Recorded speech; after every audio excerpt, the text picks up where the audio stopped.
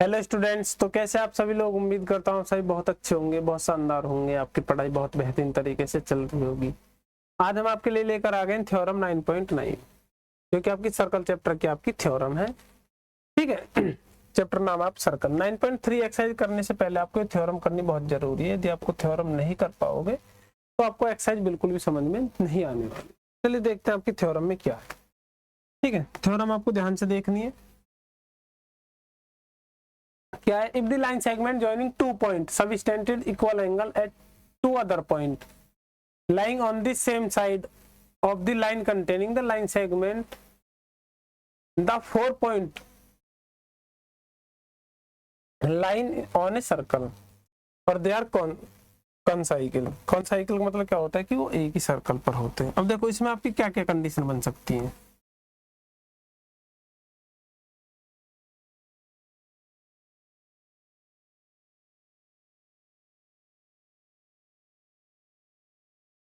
ठीक है, और फिर तीसरी कंडीशन आपकी है। अब आप बोलो सर आपने 3 सर्कल क्यों बना दिए। अब देखो, अब हमें क्या क्या गिवन है पहले तो ये देखना है। गिवन क्या क्या है।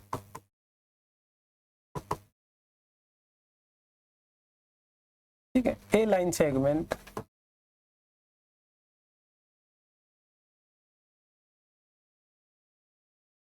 लाइन सेगमेंट हमने कोई लाइन सेगमेंट मान लिया कि ये आपके पास लाइन सेगमेंट ए बी है। अब इसके ए की साइड में 2 एंगल आपके ऐसे बन रहे हैं। आप बोलोगे जी सर, आपके पास 2 एंगल बन रहे हो सी और डी। आप हमने ले लिया सी और ये डी है, तो ये चीज आपको इक्वल की बनना है। आप बोलोगे जी सर, ये line segment.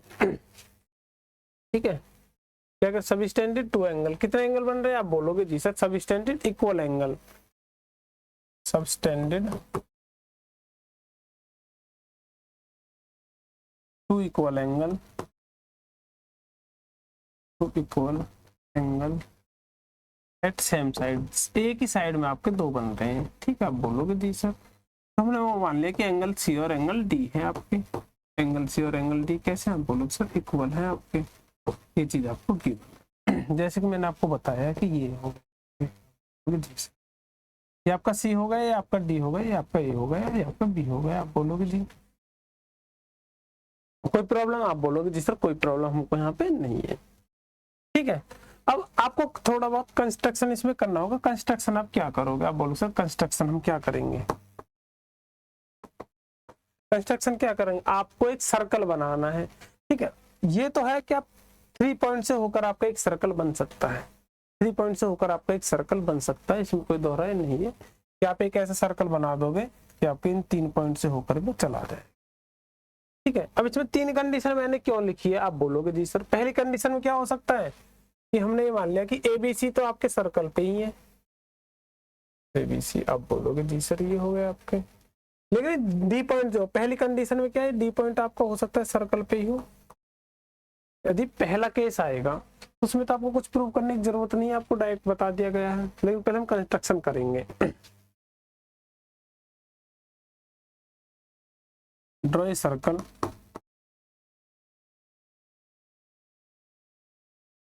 Which Passage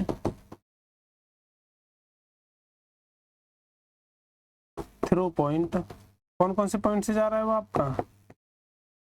points A B and C, 3 point से होके आपका जा रहा है। आप बोलोगे जी सर। अब मैं आपको केस फर्स्ट, केस सेकंड और केस थर्ड बताता हूँ, सॉल्यूशन करना है आप। अब बोलोगे जी सर, उसमें आपका यदि केस फर्स्ट बनता है आपका, यदि केस ये वाला आपका केस फर्स्ट है, ये आपका सेकंड बनाऊंगा और यहाँ पर थर्ड। फर्स्ट केस में आपका क्या होगा? फर्स्ट केस में आपको कुछ प्रूव करने की जरूरत नहीं। यदि ये पॉइंट आपका डी पॉइंट सर्कल पे आपका लाई कर रहा है तो आपको नथिंग टू प्रूव, आपको प्रूव करने की कोई जरूरत नहीं है। ठीक है, in first case D point at, D point कहां पर है? D point at circle, so nothing, ठीक है, नीड टू प्रूव। कुछ भी प्रूव करने की आपको जरूरत है ही नहीं। आप डायरेक्ट बता सकते हो सर तो वो आपका क्या पर है, वो आपका सर्कल पर ही है, तो ये चारों पॉइंट आपके क्या हो जाएंगे, ये 4 पॉइंट आपके कॉन्साइक्लिक हो जाएंगे। कॉन्साइक्लिक का मतलब है चारों पॉइंट आपके कहाँ पर हो, सर्कल पर हो। आप बोलोगे जी सर। तो पहले केस में तो कुछ प्रूव करने की जरूरत ही नहीं। सेकंड केस में आप कैसे डायग्राम बना सकते हो, सेकंड केस में आपका डायग्राम बनेगा ये ए है और ये बी है, तो सी तो आपका फिक्स है। आप बोलोगे जी सर। हमने मान लिया कि जो सेकंड केस है आपका, सेकंड केस में आपका जो पॉइंट है वो आपका इसके अंदर यहीं पर रह जा रहा है, डी पॉइंट आपका यहाँ आ रहा है, सर्कल पे नहीं टच कर रहा वो। आप बोलोगे जी सर। तो हम सेकंड पॉइंट में क्या करेंगे, हम इसको आगे बढ़ाएंगे, यहाँ सर्कल पे टच कर लेंगे, इस पॉइंट को मान लेंगे डी डैश। क्या मान लेंगे, आप बोलोगे सर डी डैश पॉइंट मान लेंगे। क्लियर है। सेकंड केस आप हम आगे करेंगे। क्या आपका केस सेकंड का, ठीक है। केस सेकंड में यदि आप देखोगे, आपको क्या चीज देखो, एंगल ए डी, मतलब ये जो एंगल डी डैश है, डी डैश एंगल किसके बराबर हो जाएगा, आप बोलो सर एंगल सी के बराबर। एंगल सी किसके बराबर हो जाएगा, आप बोलो सर एंगल डी डैश के। क्यों बराबर हो जाएगा, मैंने अभी पीछे वाले थ्योरम में आपको कराया था कि सेम सेगमेंट पे बने एंगल आपके कैसे होते हैं, इक्वल होते हैं। सेम सेगमेंट पे angle, angle in same segment, angle in segment. आप बोलोगे जी सर। क्लियर सभी को, आप बोलोगे जी सर क्लियर है। अब आपको एक चीज पता है, एंगल सी किसके बराबर है, एंगल डी के बराबर है। ये चीज आपको गिवन है क्वेश्चन में। आप बोलोगे जी सर ये तो गिवन थी, ये क्वेश्चन तो मैं आपको गिवन थी, angle C equal angle D के बराबर है। तो ये क्या हो जाएगी, इक्वेशन आपकी फर्स्ट हो जाएगी, ठीक है। आप बोलोगे जी सर ये कौन सी हो जाएगी, आप बोलोगे सर ये आपकी इक्वेशन फर्स्ट हो जाएगी और ये इक्वेशन आपकी सेकंड हो जाएगी। तो इक्वेशन फर्स्ट और सेकंड से क्या आएगा, from equation first and second. आप बोलोगे जी सर इक्वेशन फर्स्ट और सेकंड से आपका क्या निकल के आ जाएगा, लेफ्ट साइड इक्वल तो राइट साइड इक्वल होगी, तो angle D dash equal angle D के बराबर हो जाएगा। आप बोलोगे जी सर बिल्कुल हो जाएगा। अब ये आपका कब पॉसिबल है कि एंगल डी और एंगल डी डैश आपस में बराबर होंगे, आप बोलोगे सर जब ये दोनों एक ही पॉइंट पर आपके लाई करेंगे, ठीक है। This is possible when, this is possible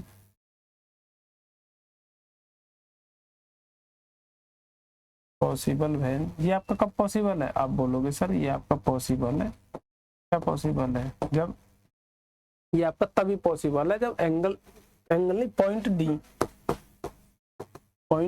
D and D dash are coincident. Coincidence का मतलब क्या है, कोइंसिडेंट का मतलब है कि आपके एक ही जगह पर, कोइंसिडेंस का मतलब होता है वो एक ही जगह पर आपके लाई कर, लाई एट सेम पॉइंट, मतलब ये दोनों यदि आपके एक ही जगह पर है तो ये आपका तभी पॉसिबल है। आप बोलोगे जी सर। और ऐसे इसमें आ जाते हैं, यदि हम इसको मान लेते हैं ये वाला, आप बोलोगे सर आप 3 पॉइंट से तो आपका एक सर्कल होके जा सकता है, लेकिन 4th पॉइंट के लिए आपको देखना है कि वो होके जा सकता है नहीं जा सकता, ऐसा सर्कल भी तो बन सकता है। आप बोलोगे जी सर। लेकिन इसमें मैंने क्या करा कि ये हो सकता है इससे होके नहीं जा रहा, इससे होके पार जा रहा है, इसको मान लेंगे हम डी पॉइंट, कि डी से होकर नहीं जा रहा, डी से बाहर पहले ही आ रहा है आपका, ठीक है। और इसमें क्या है, ये आपका डी डैश पॉइंट 1, ये आपका कट कर रहा है कहां पर, डी डैश पर। केस थर्ड आ जाओ, केस थर्ड, केस थर्ड क्या, जो सर्कल जो है इंटरसेक्ट कहाँ करता है, वो intersect at point D dash. आप बोलोगे जी सर। तो पॉइंट डी डैश पर आपका क्या इंटरसेक्ट कर रहा है, ठीक है। लेकिन आपको क्या है, तो ये क्या हो जाएगा, ये आपका सी एंगल, ये जो एंगल सी किसके बराबर हो जाएगा, आप बोल सकते यदि हम इसको मिलाएंगे तो एंगल डी डैश के बराबर क्या हो जाएगा, एंगल सी किसके बराबर हो जाएगा, एंगल डी डैश के बराबर। क्यों बराबर हो जाएगा, आप बोलोगे जी सर रीजन है आपका angle in same segment, same segment में बने एंगल आपके कैसे होते हैं, आप बोलोगे सर इक्वल होते हैं। पिछली थ्योरम में मैंने आपको ये चीज पढ़ाई थी बहुत अच्छे तरीके से। आप बोलोगे जी सर। फिर आगे क्या आप बोलोगे सर, एंगल सी तो एंगल डी के बराबर आपको गिवन है, इसको फर्स्ट थर्ड मान लेंगे, इस थर्ड है आपका, तो फर्स्ट इक्वेशन और सेकंड इक्वेशन। आप बोलोगे जी सर ये चीज तो आपको गिवन है। अब बोलोगे जी सर गिवन है, बिल्कुल गिवन है, कोई दो राय नहीं है इसमें। क्लियर? आप बोलोगे जी सर क्लियर, कोई प्रॉब्लम नहीं। फ्रॉम इक्वेशन फर्स्ट और सेकंड से क्या आ जाएगा आपका? From equation first and second क्या आ जाएगा? लेफ्ट साइड दोनों की इक्वल है तो दोनों की राइट साइड भी इक्वल हो जाएगी। एंगल डी और एंगल डी डैश के इक्वल हो जाएगा। अब बोलोगे जी सर, लेकिन ये चीज आपकी कब पॉसिबल है? जब ये आपका जो डी पॉइंट है ये उठकर आपका यहाँ पे आ जाएगा। ये आपका ओनली व्हेन कब पॉसिबल आपका? This is only possible when point D and D dash are coincide. जब ये दोनों पॉइंट आपके कोइंसाइड है तब ये आपका पॉसिबल है। आप बोलोगे जी सर, ठीक है। This is only possible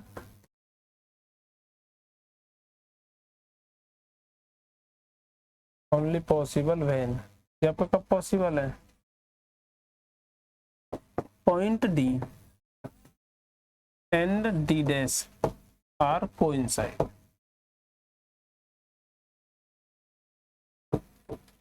coincide and basically coincidence और पॉइंट कोइंसाइड, ठीक है।